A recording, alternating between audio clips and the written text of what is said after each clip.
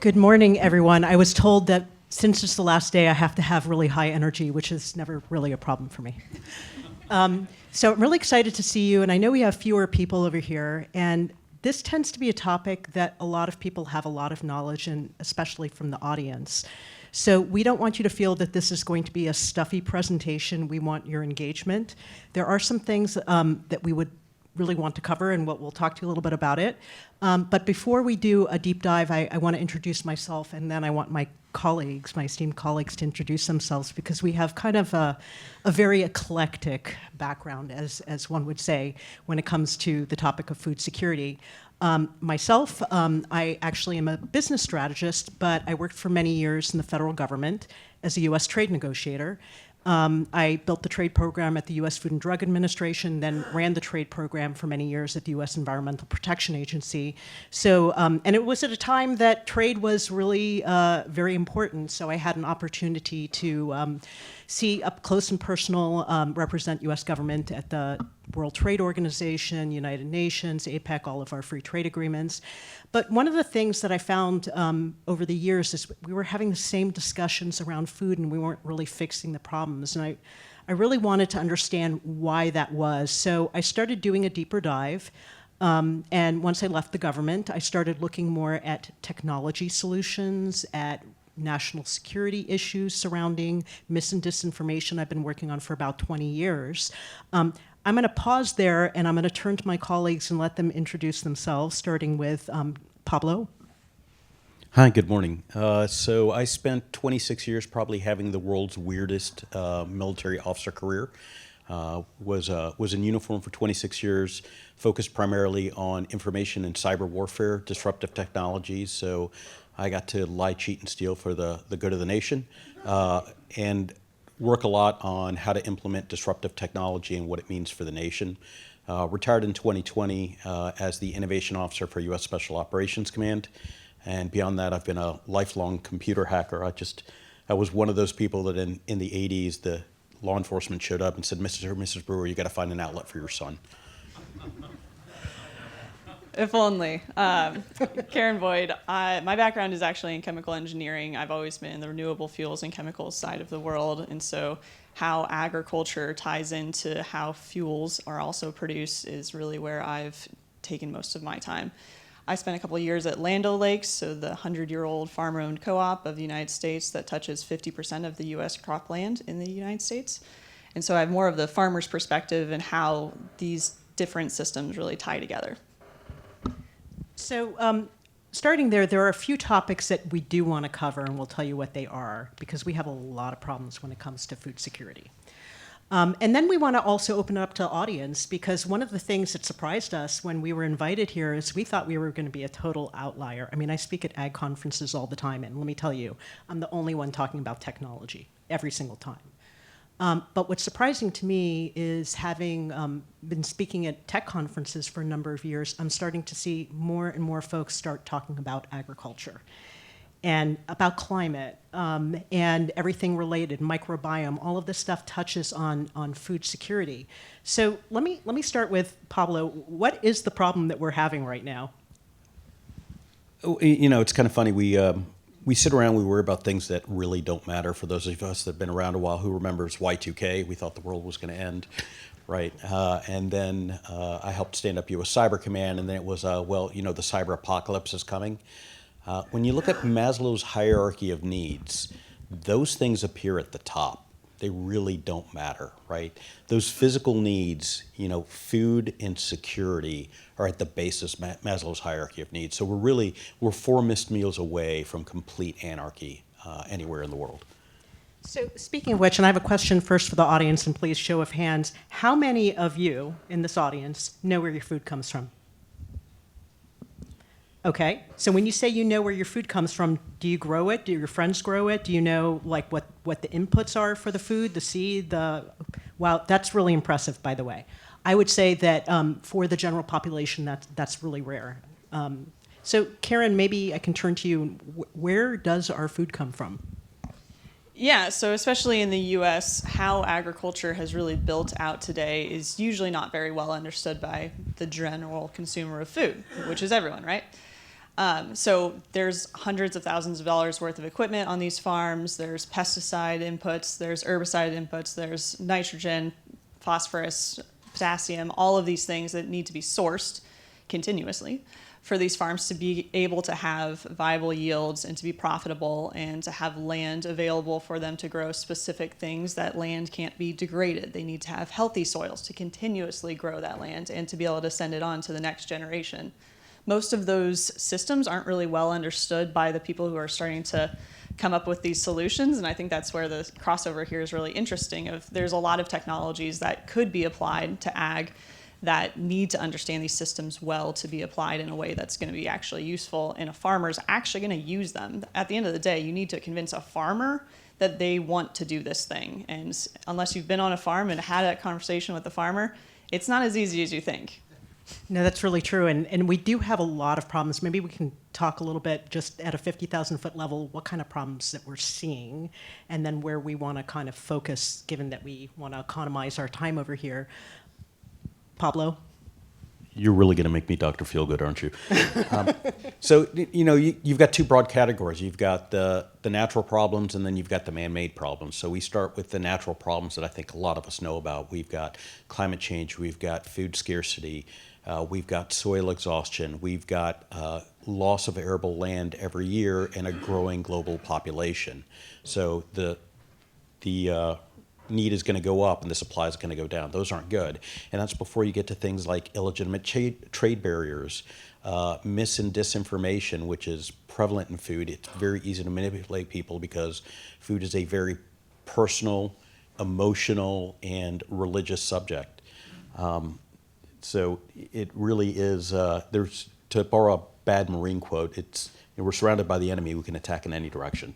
Absolutely. And just a little background how Pablo and I originally met. I started getting frustrated with the level of conversation that we were having with the ag community. What I would see over and over again are people coming to the government and banging their fist on the table and saying, like, why aren't you doing this? Why aren't you doing that? And there wasn't really a sea change in agriculture, and every time you tried to introduce a new technology, it was hit with a lot of mistrust. And so Pablo and I both had the fortune of being senior fellows at the Atlantic Council, and I went to the head of the Geotech Center and I said, I'm looking, I've distilled it down, this universe down to 3 things that farmers are ready to discuss culturally and that they're interested in that I think would be game-changing, but I need to find someone who's an expert. And I said, I need to find someone who understands cybersecurity. There's a lot of technology on the farm right now. I'm really concerned that it is susceptible to hacking. We saw what happened with John Deere in Ukraine. Part of the challenge that we have is farmers don't own their own data. How are farmers going to make money if they don't have a secondary stream of revenue, including having sovereign rights for their own data? The other thing that I found out after leaving government, I knew that we had a lack of data. What I didn't realize until I really started talking to the Intel community is that the data that we had was incorrect. How are we supposed to actually develop any algorithms from incorrect, bad data? And so my friend at Geotech said, well, I have someone here, Dr. Pablo Breuer, who is a master hacker, expert in cybersecurity, won DEF CON like twice, and he's absolutely amazing, wonderful. I need to talk to Pablo. And he said, what about the mis and disinformation? Oh, well, Pablo actually wrote the framework and methodology used by the UN, United States, and EU on how to address mis and disinformation. It's called Disarm, based on the MITRE ATT&CK framework. We're like, okay, I really, really need to meet this guy. And then the final thing that I really want to talk about was monetization of data. I'm a business strategist. We need a different business model to disrupt. And when I talk to farmers, and I talk to them all around the world, as soon as I talk about this, they get very excited. That's all they want to talk about. So they are ready for this. Can you talk a little bit? I want to talk first about the mis and disinformation side, why we're so focused on that. We're focused on it because the logistical chains in agriculture are really complex. As we said, most consumers don't know where things come from. It is a very complex science, and so when you hear about things like pesticides and you hear that, well, this pesticide may or may not cause problems. You go to the maker of that pesticide, you look at the MSDS sheet and it says, the word fatal 12 times. And you don't know what a parts per billion are, and you don't know that you are only legally allowed to use 1/100th of that, but none of this sounds good. How many of you stopped eating butter for 10 years and ate margarine instead because it was healthier? Or stopped eating eggs because it was a substantial source of bad cholesterol, and we find out, no, that's not really true. So these things happen all the time. They spread around. We get these labels that mean not what we think they mean, like organic or free range or non-GMO, or it's very, very complex. And it's very easy to manipulate because, again, it's an emotional subject and it costs the consumers nothing to switch. So I always use the example of, if you're a parent and you have an infant and there are two major baby formula manufacturers, and you hear a rumor, substantiated or otherwise, that manufacturer A has salmonella, are you really going to do the research to figure out if it does, or are you just going to switch over to B and not worry about it? And the answer is most people are just going to switch to B and not worry about it. And you're going to switch back to A only when you hear the opposite about B. So it's very, very easy to pull on people's emotional strings and have them react emotionally rather than cognitively. And we all think we're experts because we all eat. Very true. And, I want to talk to Karen for a second and how we met. We actually met a few years ago, an absolutely brilliant woman, as is Pablo, because we're working on a project together, which I think is a huge game changer when we talk about arable land. I don't think there's anyone in the room that doesn't know what PFAS is or hasn't been hearing about PFAS. It's next, like cigarette smoking, asbestos. It's everywhere, and perfluorinated chemicals are forever chemicals. They're really hard to break down. There are over 12,000 of them. Some of them are more concerning than others. And can you talk a little bit about what we're doing right now? Yeah, so we talked about how complex many of these systems are. You generally need to be able to start solving multiple things at once to make any kind of difference. So arable land, we need to be able to have land to grow something, and if we lose a significant amount of land, especially in the US, that will make a huge economic difference to our farmers. So theoretically, about 7% of the US cropland could be contaminated by PFAS. That's a lot. And so what do you do with that? Do you just tell all of those farmers in the US to make that fallow land forever until we know what to do with it? That's not going to fly. And how do you incentivize farmers to test their land if you tell them that they're just going to put it into stall and never know when to be able to pull it back in? And so we came up with this really interesting project where if we were able to grow fuel feedstocks, so feedstocks like oil seeds or cover crops that you can use to make fuel, like sustainable aviation fuel, on that land, that starts to remediate the land. So through biomass and actually pulling up the PFAS into the biomass and then harvesting that biomass off of the land. Could you remediate the land to the point where it could actually go back into a food system? And so it's really turning the tables on food versus fuel, one of the great campaigns that many people are confused on, into a way that could actually be very positive for the environment. And it's revenue generating. Yeah, so the farmers can make money off of that land when they're growing something because they're able to grow something again. I say this because one of the biggest failures for me for ag tech, and I've seen more than 1,000 companies, I would say, even the ones that do well at some point hit a brick wall.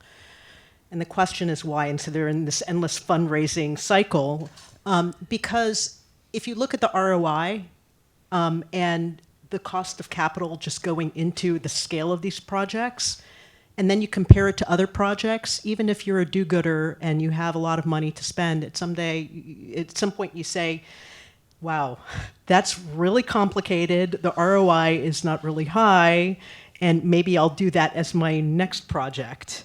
And the other failure, I would say, as far as investment goes in these projects I see, again, is if the farmers aren't benefiting, and I ask this, I have a lot of friends that have technologies from sensors, and I say, tell me about your technology. Oh, it's amazing. It's in 9 different countries. 80,000 different farmers have adopted it. And then at some point within a year or 2 years, they go under, maybe they're replaced by something else, something newer, because all they're offering the farmer is their tool. They're not offering them data sovereignty. And as we know, the wealthiest companies in the world own data. And so we're in a situation right now, I would say that hedge funds in China knows what's going on in U.S. farms before the farmer knows what's going on in their own farm, which is really problematic. So I think the lesson from a lot of this is that we need solutions that are dual purpose. So some of the greatest ag tech inventions that I see are things that not only help with the farm, but there are other opportunities to use these products. So I know that we have a lot of interest, in questions from the audience, and I know we have about a little more than 10 minutes. I wanted to see what kind of questions you guys might have, because we can talk about just about anything except crop insurance. I know nothing about crop insurance. If not, I'm going to keep on talking. Any questions? I see one over here. Hello, Ben Brown, Pattern Computer. So it's not just folks who don't know where their food comes from. Nestle, Walmart, Unilever pay a lot of money to groups like Boston Consulting to figure out where their own supply sheds are coming from. And there are now a lot of CPGs that are paying premiums on grain for low carbon intensity grain. And that process and the tracking of those carbon intensities has been much lambasted in the media. Do you guys want to comment at all on how you're thinking about the reduction of carbon intensity in agriculture, especially as it relates to regenerative ag and improving soil security and the long-term sustainability of our soil ecosystems? Yeah, so conveniently at Land O'Lakes, I led their carbon operations program, so Regen Ag carbon offset program that Land O'Lakes led. That was over 1 million acres in the U.S. cropland. That's significant. It's one of the largest Regen Ag carbon programs in the world, really, when we're talking about just crop land. Very different if we're talking about rainforest or anything else. There has been a lot of focus on insetting instead of offsetting. So how do you actually reduce the carbon intensity of the inputs that a Coca-Cola or a Nestle or anyone else is using? And there's been this really interesting conversion of many of these farms to more regenerative practices. So that's a reduction in tillage or an addition of cover crops, sometimes a reduction in nitrogen use. And they're making claims on that life cycle analysis, like our previous panel talked about, of what is the actual life cycle of that corn that's going to those different feedstocks, to usually sugars in that case. And that's not just a simple path. So you have corn on the farm, right? And then it usually goes to some other processor, can be a co-op, so it's commingled. You're not tracing that grain all the way to a Coke bottle. And then it's further refined when it's going to sugars or other things. And so how you actually trace that, whether it's from a book and claim like mechanism or a mass balance mechanism, has been pretty contentious, because that's the first time that the ag side has really tried to do carbon intensity tracking the way that kind of the fuels groups have been doing for the last decade and a half at least.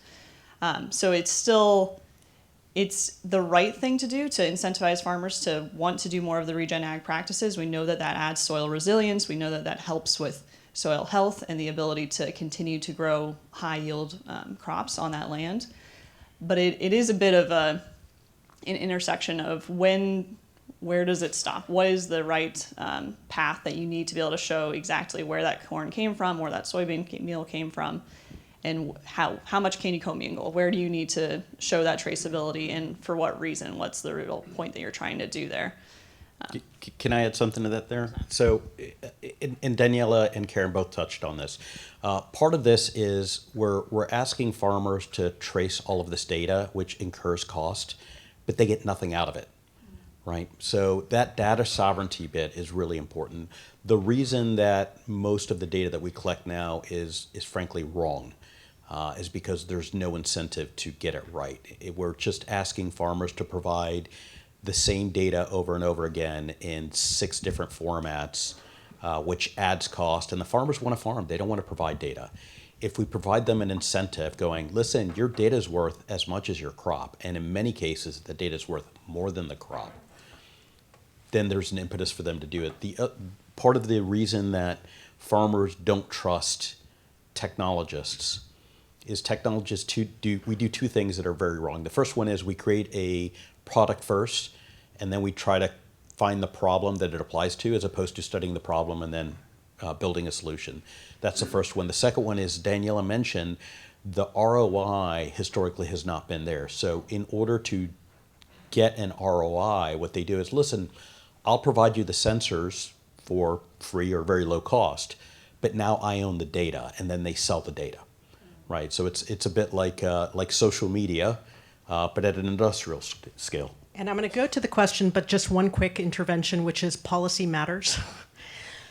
The past few months with MAHA has changed a lot, and the question about, like, companies don't buy crops, they're buying ingredients, and now they have, for example, if you ban certain food dyes, for example, instead of using synthetic food dyes, you now have to get them from natural sources. Natural sources have contaminants. So it's like rinse and repeat. You have a whole new slew of issues, but I want to go to John's question.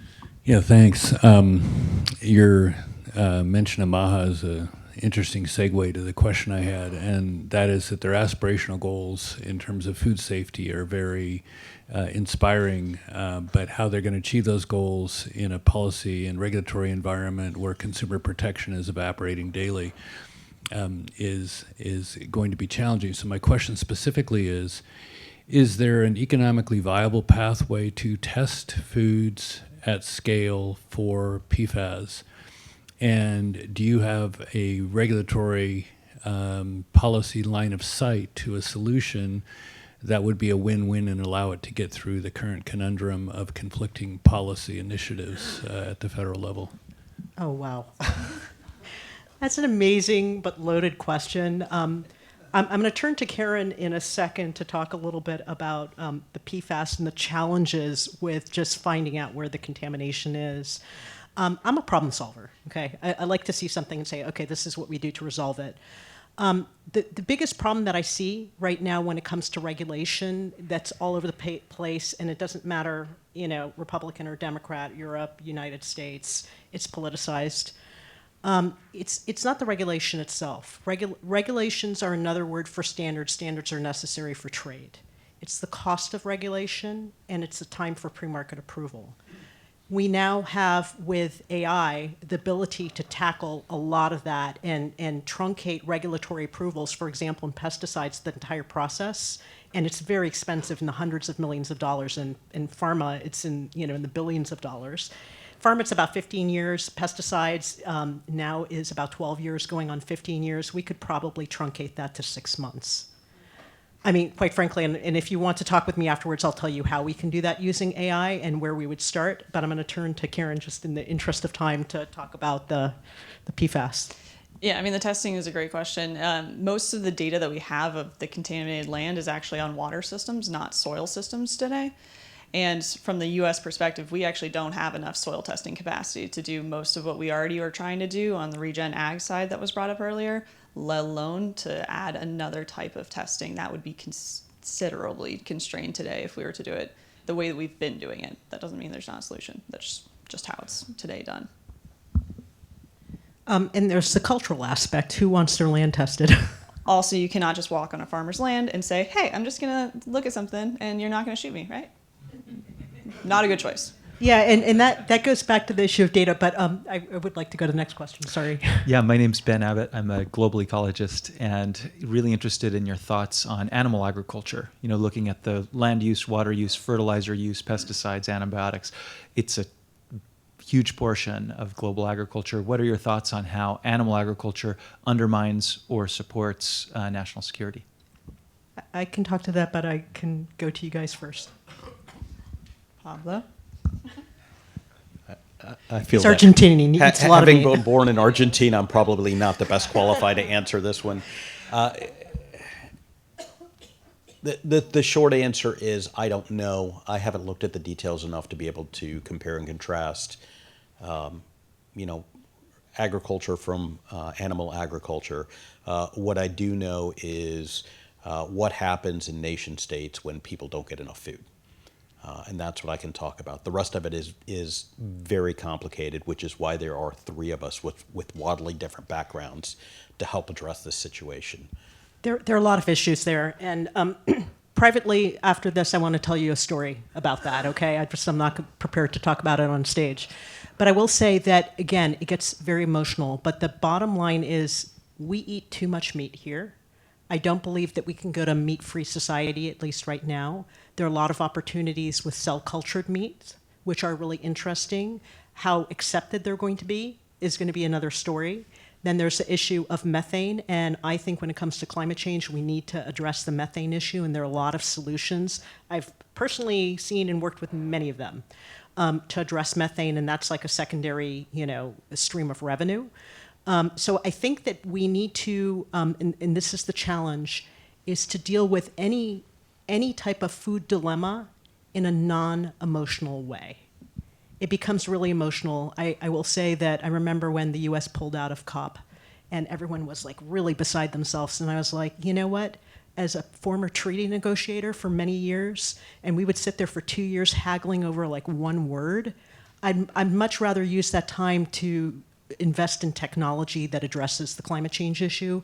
And so it's a bigger question, but I hope at a 50,000-foot level, that we can address that. But I'll tell you that story afterwards about the disparity between what we think about meat versus other parts of the world that are not fortunate enough to have meat in their diet.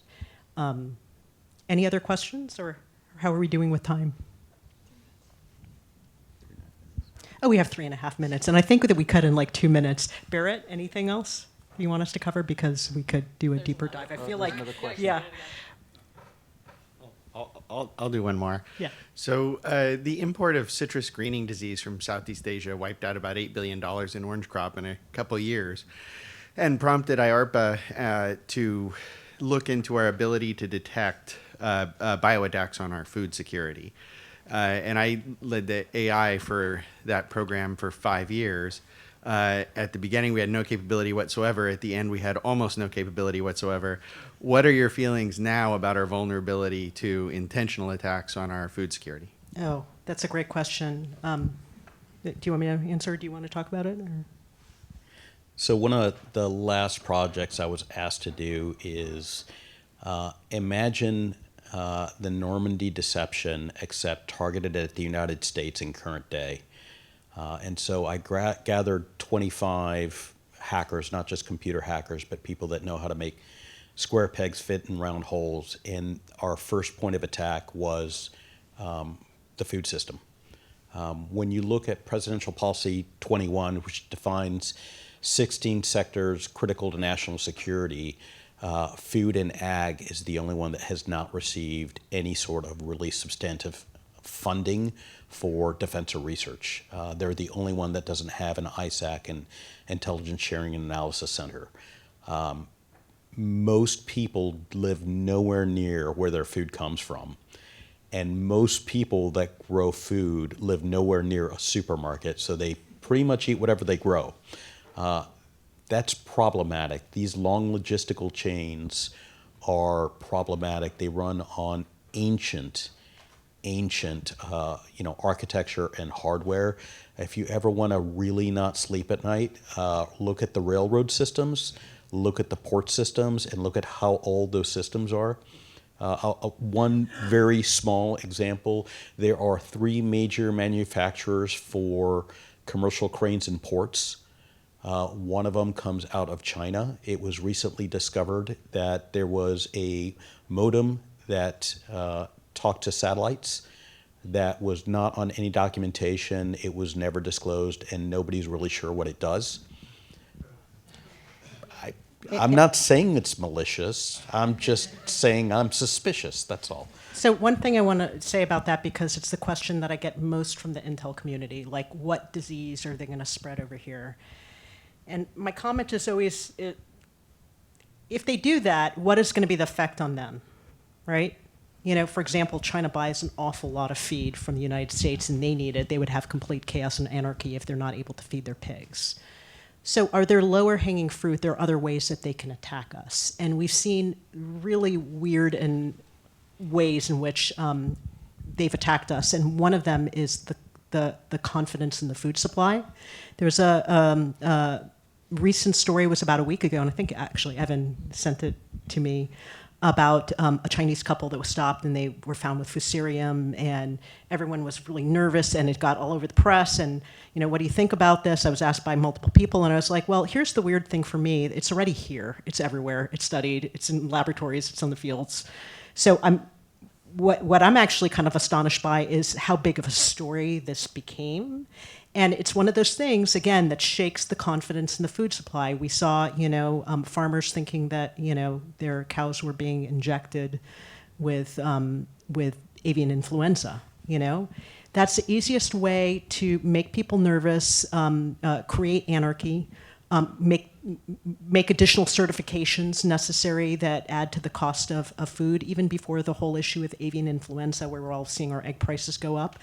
I remember a year ago being in Seattle and a dozen eggs were $12. That's insane.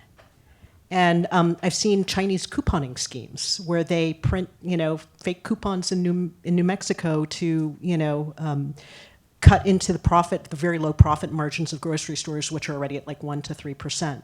So I think these are the things that we need to start looking at, you know, outside the box, not just where they're going to spread disease.